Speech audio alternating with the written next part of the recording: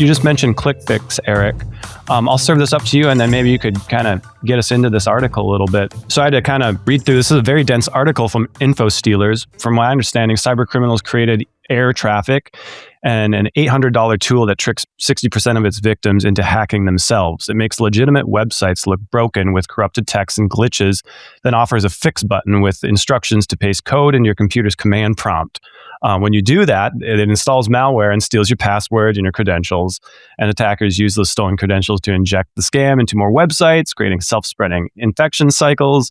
And it seems like it bypasses all security software because your browser sees it as copying text and antivirus sees it as opening command prompts. What brought this to your attention, Eric? Has it been in the news? Yeah, on the ClickFix, we see this a lot. Across industry, it is unfortunately a really popular way that threat actors are attacking organizations. In St. Paul here, we just had a pretty big breach a little while ago with city of St. Paul, and I think the publicly facing attestation was that it was from a drive-by. But they haven't released more details yet around exactly what the indicators of compromise were. But this ClickFix, as a standard term from a piece of malware that when you visit a website, and it could be either embed in this article here talks about how it can be embedded really as a program onto a site that a threat actor gained a foothold on. Could be part of potentially, we've seen it in maliciously formed banner ads as well. When a individual goes to the website, the attack method is to entice them to copy malicious code, which is downloaded to their browser, and they're doing a copy paste command into the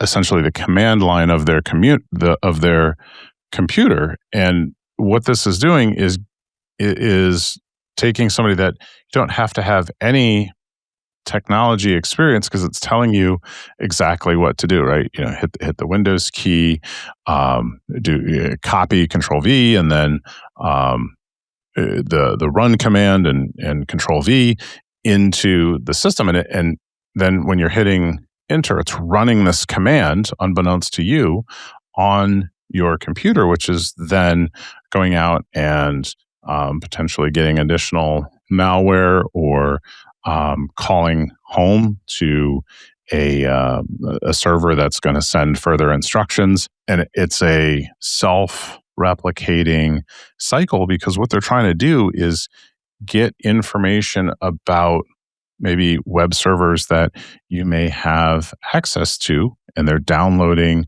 the credentials to those web servers. They'll go and install content, this malicious content on those web servers, so that when additional people go to those web servers, then they become infected as well, and the cycle just continues to repeat. And I think this particular piece of software is you can essentially purchase it for $800. So a little bit of money, but in the grand scheme of things, if you're selling the credentials that you capture or other information that you're getting from the victim's machine, that $800 could easily pay for itself pretty quickly. For me, I've been seeing it where we know that you can buy a phishing campaign for $25, right? So I think it just makes the ability to do harm so much more accessible to more people. As far as the attack vector, it just makes it it puts so many more threat actors into that space because it's so much easier. You don't have to be highly, highly technical anymore to run these scams. I mean, a lot of our best scams are predominantly social engineering, right? They call you on the phone and they're doing all these things that don't actually involve any technology whatsoever. They just ultimately end up getting information from you that they can take and use and exploit. So I think knowing that it's only $800, I mean, that's a lot. I could get some really great shoes for that, but like it just makes it way too accessible. Great point, Jen. I was going to touch on how accessible this is. I mean, here you've got a legitimate website selling something that you can just out of the box go. So it just shows the reach that malicious actors can have and how easy it is to, I guess, to get started. You don't have to, some of these companies have an HR department, right? You don't need to be to that level, but it really shows, I think, from our side, the training that we need to have with our staff. And we've talked about this in great detail over many episodes. But from my understanding, and maybe somebody knows differently, I've never seen a website ask me to copy and paste. So traditional, training teaches us not to download suspicious files, right? Mm-hmm. But this kind of looks, because it's asking you to copy and paste, it might appear to somebody that untrained or not paying attention that this is actually a legitimate technical fix for something, right? This is a good example of why it's so important to have your technologists, your cybersecurity experts, not sitting in a back room at an organization. They need to be out normally talking to, let's say you work on a factory line, a factory floor, right? Go out there, talk to the people that might be working on computers, go everywhere and have these discussions, put this in a newsletter, but normalize these kinds of conversations, show what's happening out in the industries. If you have a company meeting, this would be a great topic to discuss because I don't think we're normalizing this specific issue here. These are the things that you should just be trained to watch for. Everybody's sitting here on this call right now. If we see this it's not even a second before you know it's BS, right? You just know. Jen is a good one to talk about this with because she's, out at organizations of different sizes talking about these things from a tabletop perspective, right? Practicing these things. So you have the initial training your staff, but then it's what do you do after, right? Let's say somebody does copy paste, practice after. So it's two parts, but again, I'll leave it there to get input from everybody else. I think we could fish Jen with shoes, Nick. Shoes, coffee, records, shoes. Concert tickets. Anything sparkly, really. Jen, is it's Clicker, like you guys know me or something. Is Clicker a cybersecurity pejorative now that I'm not aware of? Is that what we can start calling each other if we're falling for phishing scams? Yeah, I mean, that's kind of like, oh yeah, you're a clicker. It's okay. We love you anyway, but you're a clicker. Sorry to interrupt. We have a question here from one of our viewers that's patiently waiting. I'll throw it up on the screen here. I think the answer is just yes.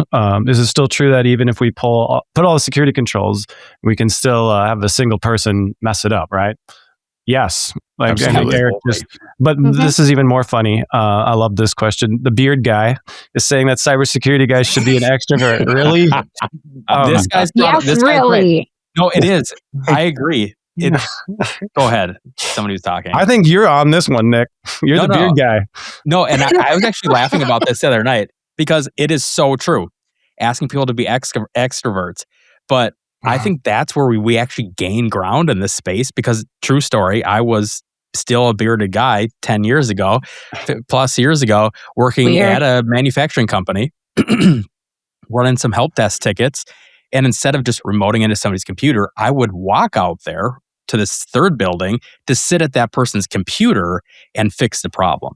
And the reason I did that is because then that person, if they see something they don't know about or are unsure about, a phishing email, whatever it is, they just say, hey, I'm just going to call Nick. Mm-hmm. Right? So you build that culture. And that's what I'm saying. So great question. I appreciate his question. He is correct. That is a gap we're going to have to figure out. If it's not you, slowly but surely. And Nick, could it be in a larger organization? It's tough to have 30 Nicks running. You've got to have somebody at the keyboard, technically savvy, doing 30 the work. Nicks. Ooh. But you could have people that are representative of the security organization out and about. And I think just to call back to what Jen was saying before, not making security a no, but it's a no but, or how do we do this to help the business? You have been listening to The Audit, presented by IT Audit Labs. We are experts at assessing risk and compliance while providing administrative and technical controls to improve our clients' data security. Our threat assessments find the soft spots before the bad guys do, identifying likelihood and impact, while our security control assessments rank the level of maturity relative to the size of your organization. Thanks to our devoted listeners and followers, as well as our producer, Joshua J. Schmidt, and our audio-video editor, Cameron Hill.